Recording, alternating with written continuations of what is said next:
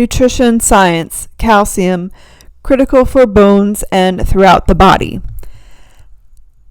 Bones are made up of two components, inorganic materials and a protein matrix. Minerals, which make up 65% of bone tissue, are what gives bones their hardness. Calcium and phosphorus together form hydroxyapatite crystals, the main mineral component of bone. Other minerals, including magnesium, fluoride, sodium, and potassium, play supporting roles. This page focuses on calcium and will cover potassium, magnesium, and fluoride on the following page. Calcium functions and regulation. Calcium is the most abundant mineral in the body. Most of the calciums of the body, or more than 99% of it, is stored in bone, where it's important for bone strength and structure. The remaining 1% of the body's calcium is found in the blood and soft tissues, but it is here that calcium performs its most critical functions. For example, calcium is required for the transmission of every nerve impulse, electrical signals sent from one nerve cell to another. It's also required for every cycle of muscle contraction and relaxation. With inadequate calcium, muscles can't relax and instead become stiff and contract involuntarily, a condition known as tetany. Calcium also plays vital roles in blood pressure regulation, blood clotting, enzyme activation, hormone secretion, and signaling between cells.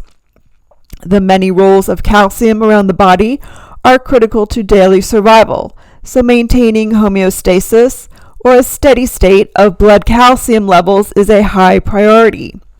The body rigorously controls blood calcium levels in a very tight range. If blood calcium drops, your body initiates several mechanisms to restore homeostasis, including drawing calcium from the bone. While the calcium stored in bone is important for long-term strength and structure of bone, it also serves as a calcium reserve that can be drawn upon to support the vital functions of calcium in the body, should blood calcium drop too low.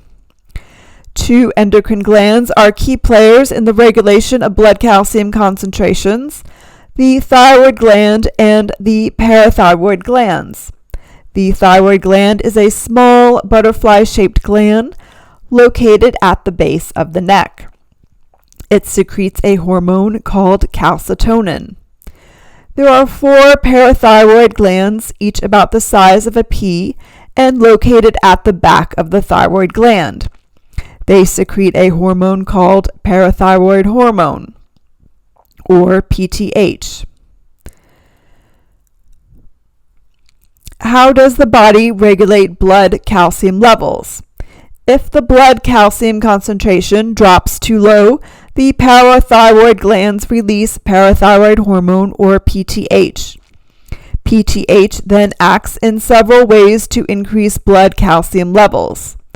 The PTH stimulates the activity of osteoclasts to release calcium from bone. The PTH acts on the kidney to reduce the amount of calcium lost in the urine, returning more to circulation.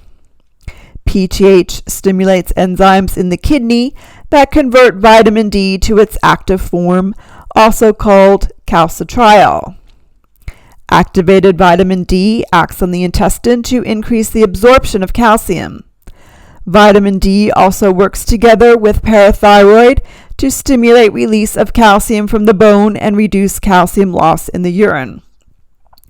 Once blood calcium levels are normal, parathyroid hormone levels drop, turning off all of these mechanisms of increasing calcium.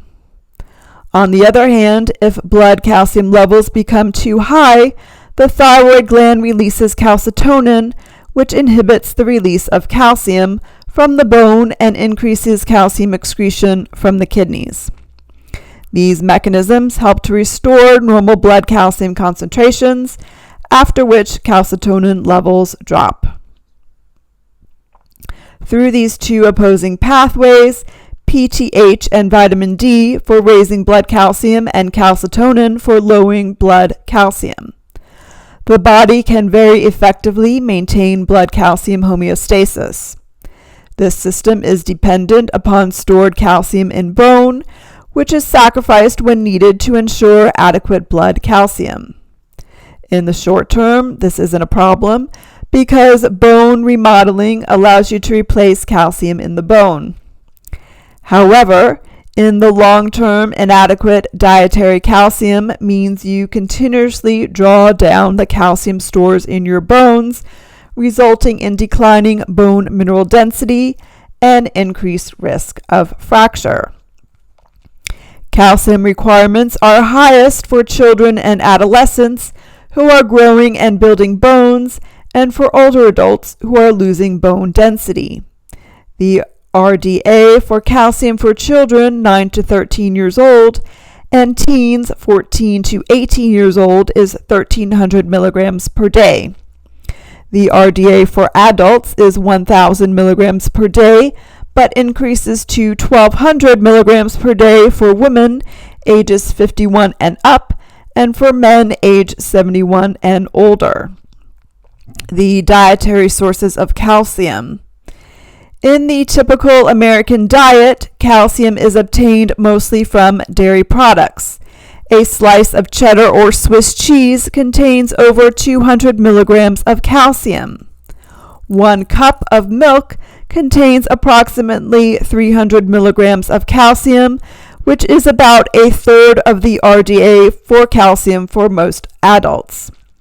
Foods fortified with calcium, such as cereals, soy milk, and other plant-based beverages, and orange juice, also provide 1/3 or greater of the calcium RDA.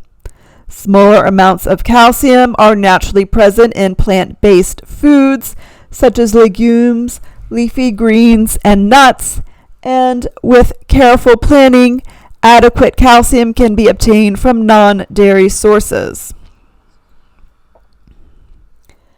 Calcium bioavailability, or the amount of dietary calcium that is absorbed from the intestine into the bloodstream, can vary significantly.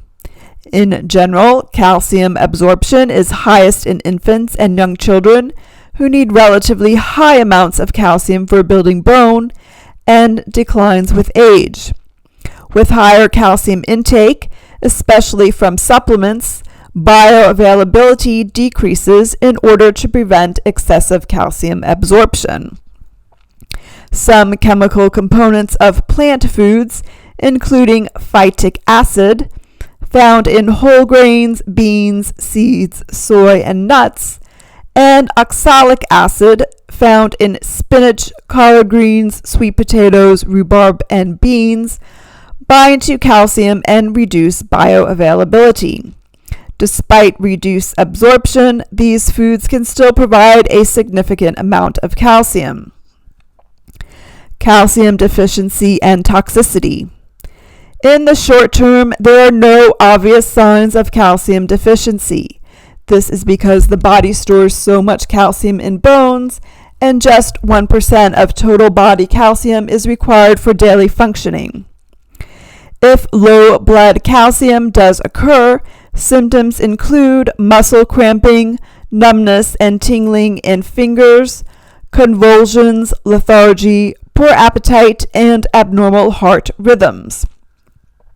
Without treatment, low blood calcium can lead to death. Much more common is a long-term calcium deficiency resulting from a continuous draw of calcium stores from the bone. This causes osteopenia, or low bone mass, which can lead to osteoporosis if untreated. Osteoporosis significantly increases a person's risk of fractures. Nutrition surveys in the United States show that groups at greatest risk of dietary calcium inadequacy include adolescents and older adults, especially female teens and older women. Too much calcium can also cause problems, although this is rarely caused by excessive intake of calcium from foods. Abnormally high activity of the parathyroid gland or a parathyroid tumor can cause high blood calcium, leading to calcification or hardening of blood vessels and soft tissue and the formation of kidney stones. High calcium intake from supplements has also been associated with increased risk of kidney stones and, in some studies, increased risk of cardiovascular disease, and it also can cause constipation. Nutrition science: calcium, critical for bones and throughout the body. Bones are made up of two components: inorganic materials and a protein matrix. Minerals, which make up 65% of bone tissue, are what gives bones their hardness. Calcium and phosphorus together form hydroxyapatite crystals, the main mineral component of bone. Other minerals, including magnesium, fluoride, sodium, and potassium, play supporting roles. This page focuses on calcium, and we'll cover potassium, magnesium, and fluoride on the following page. Calcium functions and regulation. Calcium is the most abundant mineral in the body. Most of the calciums of the body, or more than 99% of it, is stored in bone, where it's important for bone strength and structure. The remaining 1% of the body's calcium is found in the blood and soft tissues, but it is here that calcium performs its most critical functions.